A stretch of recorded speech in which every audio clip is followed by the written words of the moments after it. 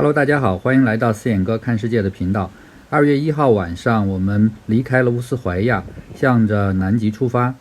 经过一整夜的航行，我们游轮终于来到了位于南美最南端的岛屿合恩角。合恩角附近的海域风高浪急，非常危险。但是我们今天还比较运气好，来到的时候呢，风浪不是特别大。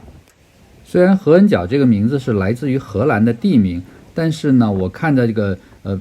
岛的尽头有2座山，那么这2座山从一定的角度看出去，特别像2个犀牛角，所以我们就戏称它是不是就是因为这2个角才得名于合恩角？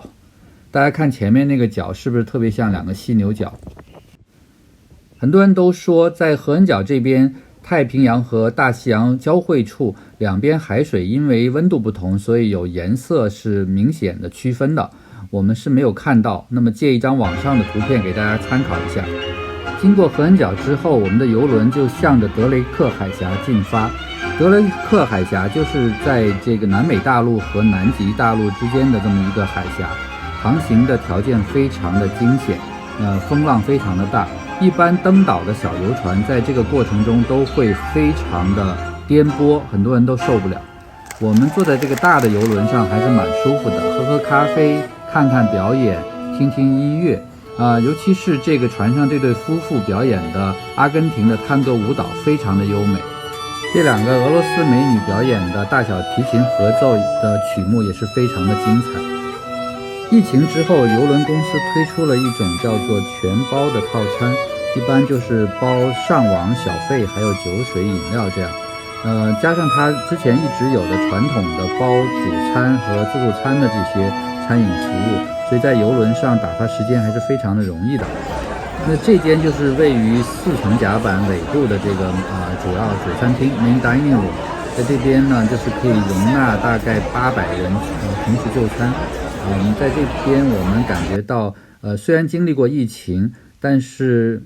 名人号游轮他们的食品的这个出品还是非常的不错，不管是主菜呀、前菜呀、甜品各方面做得很不错，服务也非常好。那在这个海上同乐日的这个期间，我们还有幸一起来到了这个游轮的3层甲板的厨房，参观一下这个名人游轮他们的这个厨房的运作。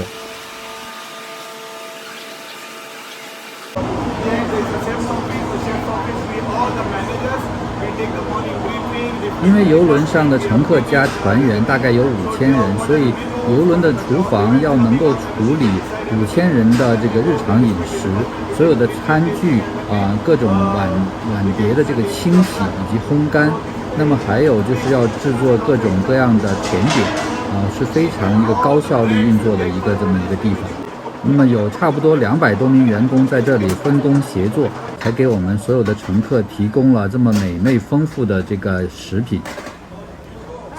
这部分就是他们提供给礼宾房乘客的下午茶，那基本上他们一到下午3点到3点半就会给每一个礼宾客房的客人送去下午茶的餐点。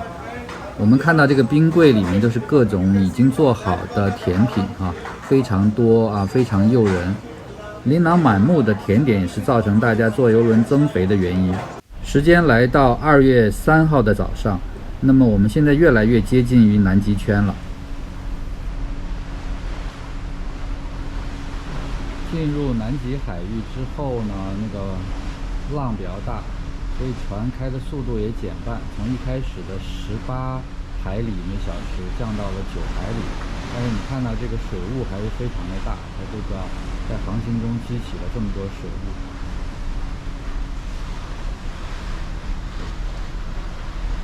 进入南极的船呢，是按照乘客的规模来决定可不可以登岛。一般在500人以下的船才有资格去登岛南极大陆。但是像我们这种有2000乘客的这种船，只能是在这个南极的水域航行，让大家离远观看这个南极大陆的山雪山和冰块。在中午时分，我们的游轮来到了南极水域。在这里，我们有幸看到了在海中自由游玩的企鹅，好可爱哦！你看它们在抓鱼，上上下下的在海中。好灵活，有的时候还从海中跳出来。我们也很期待能够在南极圈里面看到在浮冰上的那些企鹅，不知道我们的运气会不会有这么好呢？当然还有海狮、海豹和鲸鱼。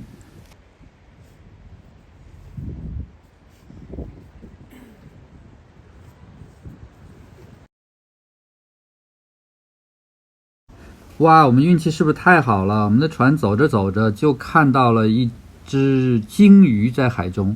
虽然说离得有点远，看得不是太清楚，但是已经非常开心了。我们这次游轮主要就是巡航南极半岛，途经天堂湾和杰拉许海峡，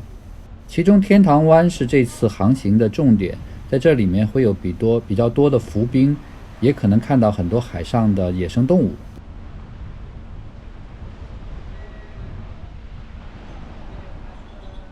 喂，又一次看到鲸鱼了！在南极这个海域，鲸鱼还真是很多。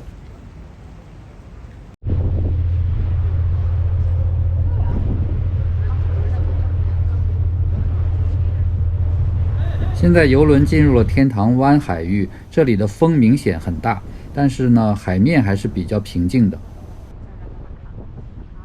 2月份虽然是南半球的夏天，但是这里的温度还是很低。大概的中午的气温是在0度左右，虽然穿着羽绒服，但是在大风之下还是把我们冻得瑟瑟发抖，尤其是那个手冻得不听使唤，拿相机或者是拿手机的话都很困难。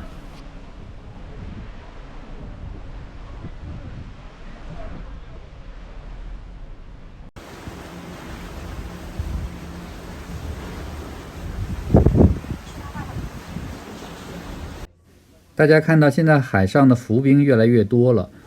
块头也越来越大了。我们现在游轮正式的开始进入到天堂湾了，在外面冻得受不了了，我们只好跑回船舱内，来到了 Constellation Lounge。从正面观赏到船只进入到天堂湾，真的感觉好震撼啊！前面那个高耸的雪山以及海上的浮冰，这个凑成了一个非常美丽的图画。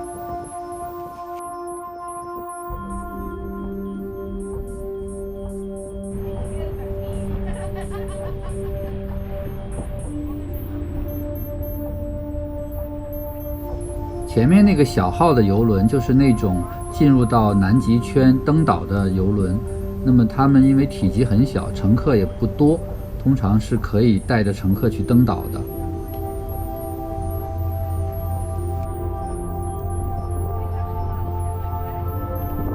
所有人都睁大眼睛四处寻找在浮冰上的各种野生动物，但是很遗憾，一个都没看到。后来我们在船上遇到了一对老夫妇，他们告诉我们，3年前他们行走同一条船、同一个航线，看到了非常多的大块浮冰以及上面的各种野生动物。他们说非常失望，这次时隔3年只看到了相对个头比较小的浮冰和几乎没有野生动物。那么这给我们一个很重要的提示，就是3年时间真的很快。气候变化的速度真是非常惊人，没有足够大的浮冰，像企鹅啊、海豹、海狮这些动物是不可以在上面生存的，因为鲸鱼它们非常聪明，它们会用强大而有力的尾巴拍打海水，甚至直接击打冰块，把那个冰砸碎。这样的话，冰面上的小动物们都会跌落水中，被它们捕食。短短3年时间，南极水域的这个环境发生如此大的变化，实际上令人瞠目结舌。